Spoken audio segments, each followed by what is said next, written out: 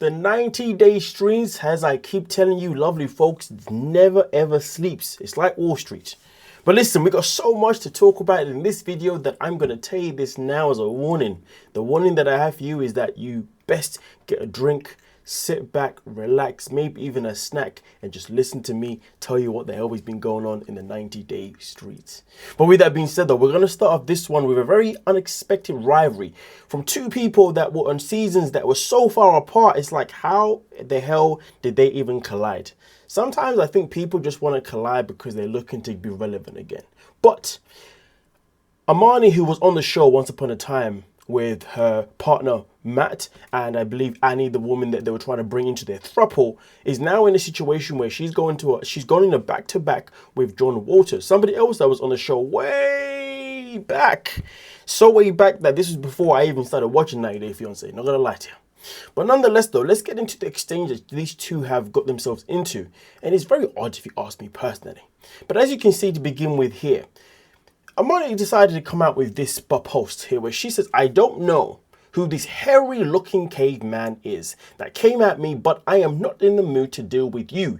I have spoken many times about the authenticity of influencers and social media, and if you watch the entire video, I talked a lot about content and social media, so shut the F up and mind your business. Go chop some awards. Now bear in mind folks, there was a time when Amani actually did come out with a post, okay? And this post in particular was her talking about the fact that she wanted to leave social media, she wanted to leave reality TV, and she was sick and tired of just the fakeness of it all, and she wants to do better. And it's funny because since she's made that post, she hasn't actually left anything because she's still on social media, because clearly she had time to respond to this guy. And also on top of that, recently she also had time to be there to defend Fiance's recent arrest for domestic battery. Yeah, and she says that she wants to stay out of this whole social media type of stuff and this reality TV stuff, yet she's getting involved with reality stars or reality TV cast members and still being on social media anyway. Come on. Some people just like to talk for the sake of talking, but either way though, Johnny Boy was not happy with what she had to say in her videos, so therefore, he decides to put in, it's only as fake as you make it. Nothing I ever said was untrue or rehearsed. No story or plot was faked. Shows are created with cameras, mics, and lighting. But if it was fake for her, it's because she's a fraud. And as you can see, she decided to come in and respond by saying, hey, redneck. What a way to greet somebody. I don't even know who you are. And second, I was talking about content in social media. How all of it is pre-planned, dumb ass, mind your effing business. And then also continues by saying, everything is staged in the videos you watch, example, in the day of the life. That's social media content. Now go back to your effing cave. So it's interesting because, of course, when John came in, he was talking about referencing 90 Day Fiance and that type of stuff.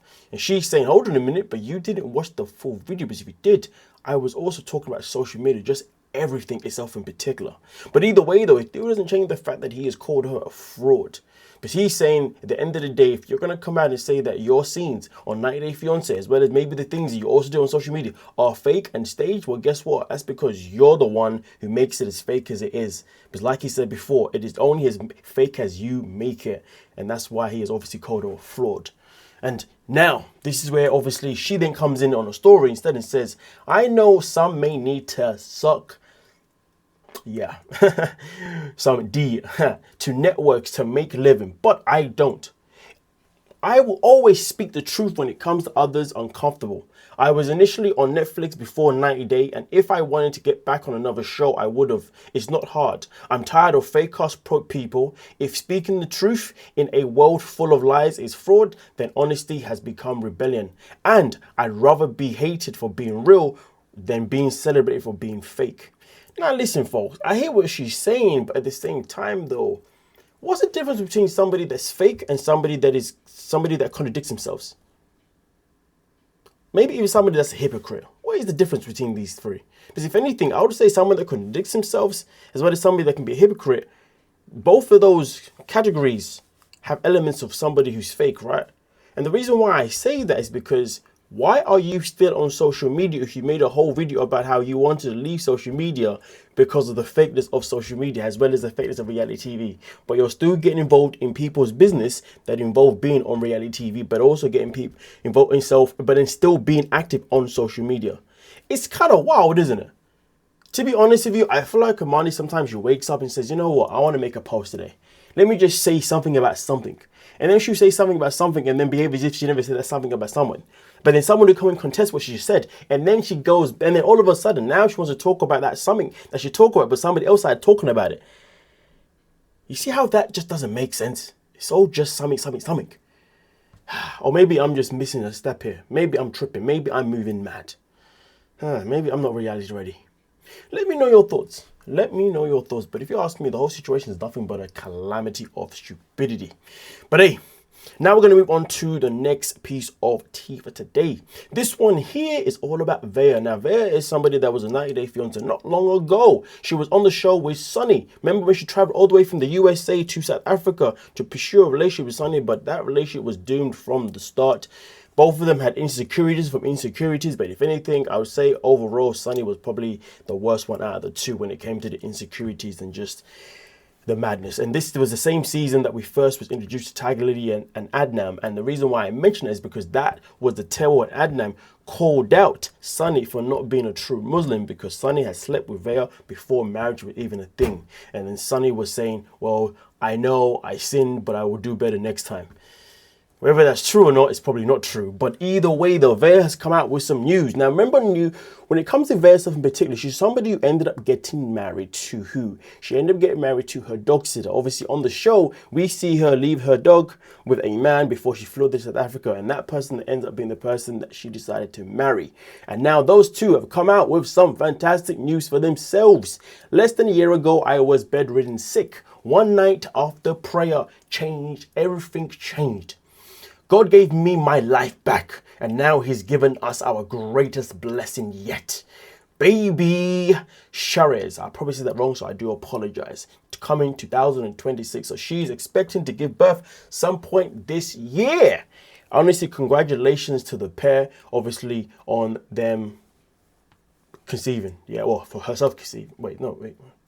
Just congratulations on the pregnancy, yes, and I hope they have a healthy, and a successful delivery. But of course, when it comes to giving birth, it is not an easy task in any shape or form.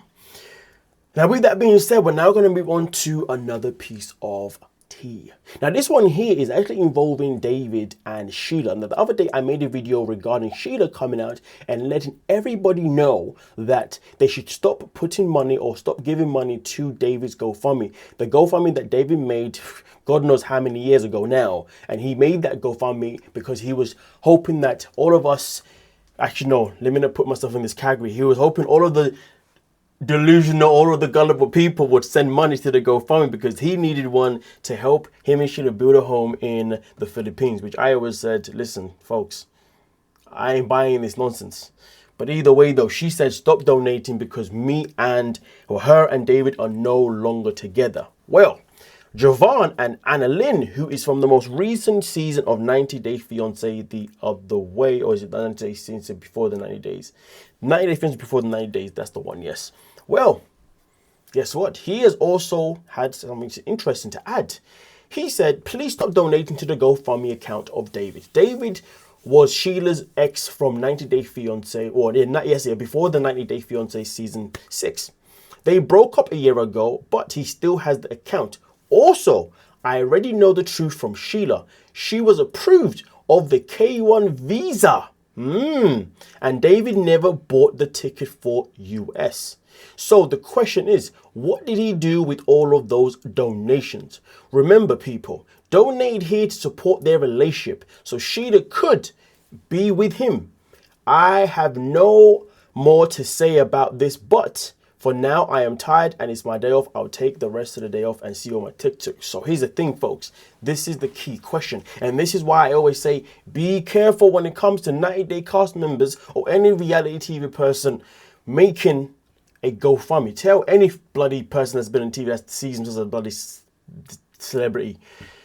when they make a GoFundMe, they know they can, but they know they've got a following. And because they know they've got a following, they know they've got a better chance of actually earning some money from a GoFundMe compared to somebody like any average person that doesn't have a following. Okay, so either way though, now we've got somebody here being called out, and I love it, absolutely love it, because maybe it would make all of you people that do donate to these GoFundMes, hopefully it will allow you to think twice before doing it. Now, of course, even though this is the one time we finally caught, actually no, this is a lie, we've caught other people in the scam, Brandon and Mary in a scam, and a few others to be fair, but now we've got someone fully admitting it without us even having to find evidence. So it's actually cool and amazing that Jovan and Annalyn have come out to let people know that, hey, just so you know, that GoFundMe that you was meant to, that GoFundMe that he built, and that money that was supposed to build him a home in the Philippines or Thailand, because Sheila could not get a K1 visa, was nothing but a lie. She had a K1 visa this whole bloody time. And guess what, folks? He just didn't want to buy a ticket because he was done with her. And also on top of that, she never saw a single penny from that GoFundMe, which is so freaking sad. Either way though, do what you will with this information. I thought it would be good to obviously let you guys know that be careful, okay? Because it's the internet. People cannot be trusted. Now, with that being said, though, we're now going to move on to something very interesting, shall I say? I don't want to say more interesting because I feel like everything is interesting, to be honest with you. But let's talk about Cortney. Cortney right now is definitely not... she's not in the box of where people like her right now. She is in the hot seat. Cortney is messy as F is what the topic is right now on the Reddit.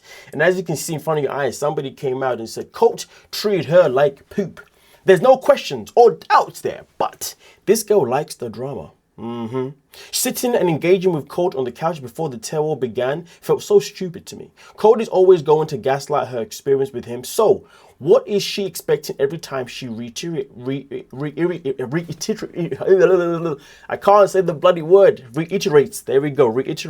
her piece? It's like expecting different behavior from someone you know is always proving to disappoint you. Does she still want his attention, his friendship, his drama, because it means he's talking about her? Leave this bitch of a man alone.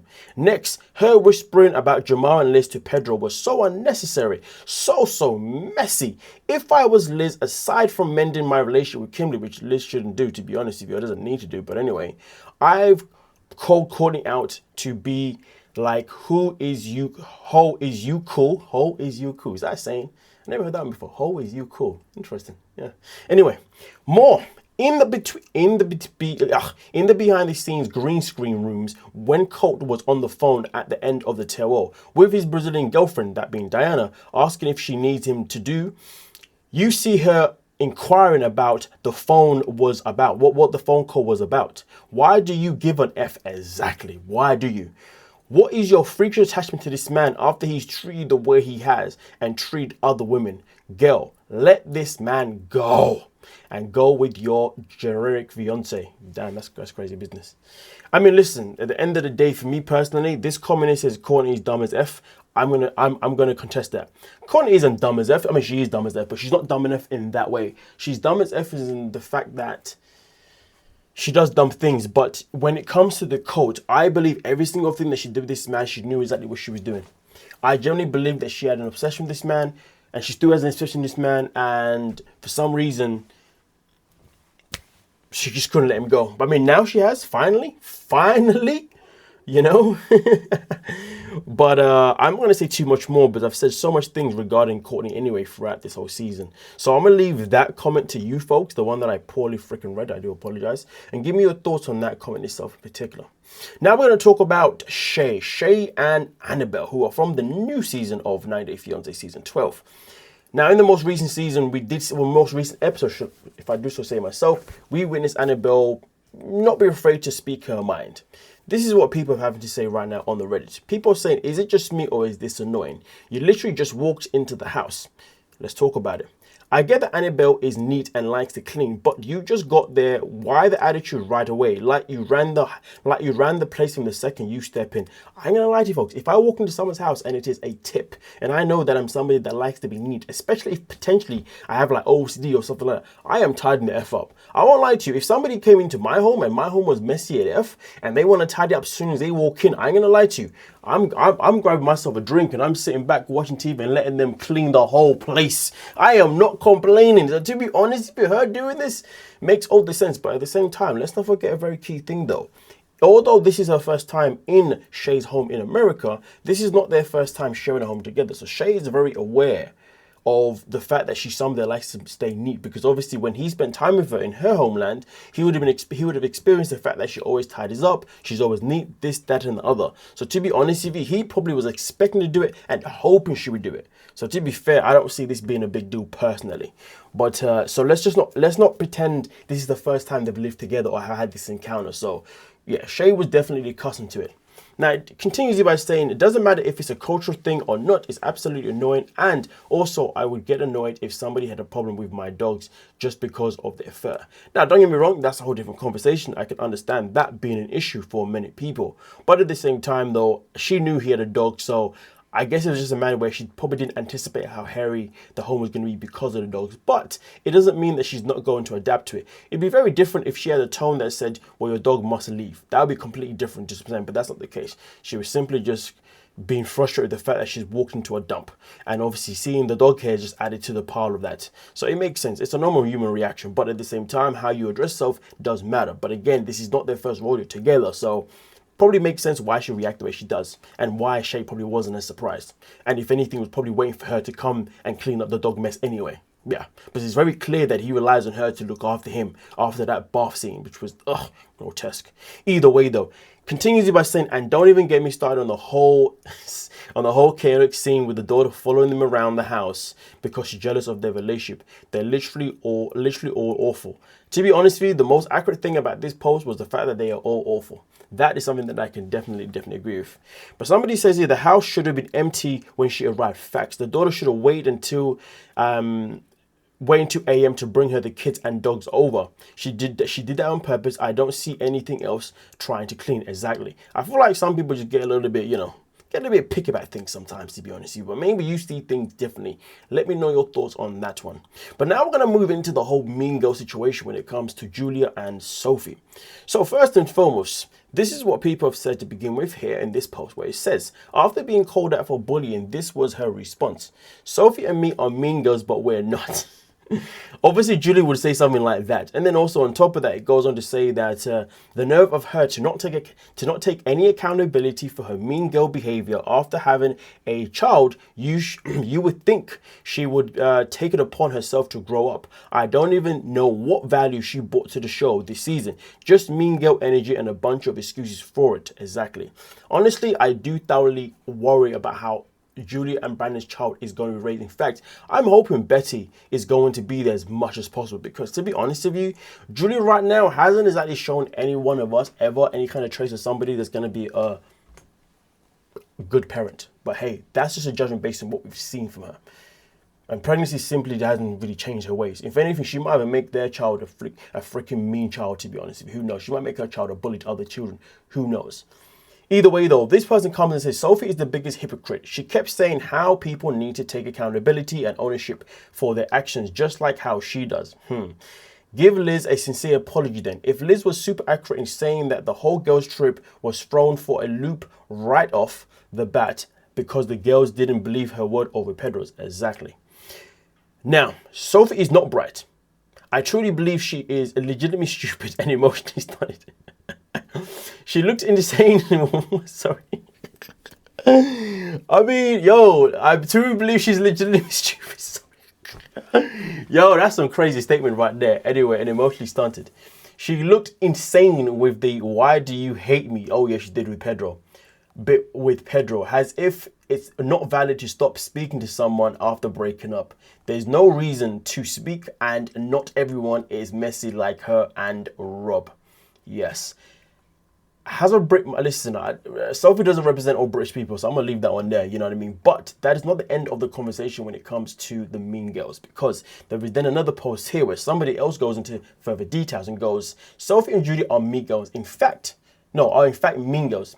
Liz literally, really sat on stage and apologized to Sophie and cried about how she felt left out. And neither Julia or Sophie were women enough to apologize in return. That's how real friends operate. They apologize to each other and move on. It says a lot about Sophie and Julia's character that neither apologized for how they made Liz feel. Even if they didn't intentionally leave Liz out, that's exactly how they made her feel. Sophie sat there and watched the clip.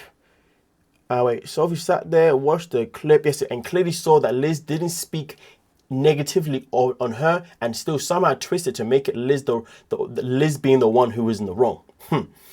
Pedro also should have apologized to Liz instead of making a joke out of everything. That is true. I never liked Sophie. She just reinforced who she is. But I lost respect for Julia. I actually used to like her. I don't know how that happened. But anyway. And I'm mad at Liz too. And trust me, we can get to Liz as well. I want to give her a little bit of attitude and backbone. She constantly lets people walk all over her, from Big Ed to Angela, now Sophie and Julia. Liz, girl, stand up. If you know you've done nothing wrong, don't apologize. What are you apologizing for? That is also very true. But here's the thing though, folks. Despite the fact that these posts are obviously in defense of Liz, doesn't change the fact that people are still in the feelings regarding Liz. But before we move on to Liz in a second, give me your thoughts on the whole situation when it comes to Julia and Sophie being mean girls. Do you agree that they are mean girls? And do you agree that they should have also apologized? Give me your thoughts on that. But now, when it comes to Liz in particular, this post says Liz deserves more criticism. Poor guy. That's marrying Liz. I can't take this stuff seriously. Anyway, poor guy that's marrying Liz. Two dudes that had intimacy with her were on set. Liz hugged that dude like 30 seconds in front of her fiance. What a simp. Nice guys finish last, that's for sure. Now, what are we talking about?